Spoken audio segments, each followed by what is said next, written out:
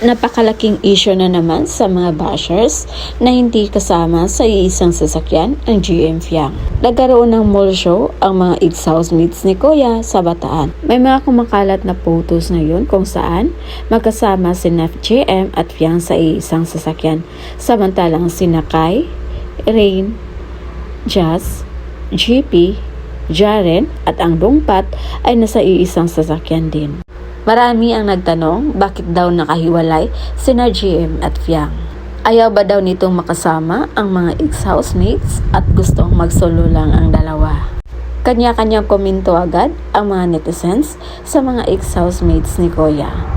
Ang sabi pa nila, kaya daw nakahiwalay ang GM Fiang sa ibang sasakyan dahil ayaw nitong makisalamuha sa Dungpat. Iniiwasan ni GM na makasabay ang Dungpat dahil sa nakaraang issue kung saan nagbatuhan sila ng mga short post. Dagdag pa nila, umiiwas lang daw si GM sa magiging issue lalo pat mainit sila sa mga mata ng mga bashers ngayon. Kaya mas minabuti na lang ng GM Fiang na mag-iba na lang ng sasakyan para hindi magiging awkward ang kanilang biyahe papuntang Bataan.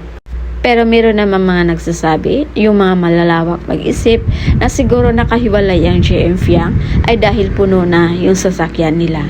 At sabi pa nga ng isang avid fan ng GM Fiang na si Girlie Trillanes de la Torre, when no one chooses Fiang, GM does, proving that true connection lies not in the crowd's choice, but in the unwavering decision of one who truly sees your worth.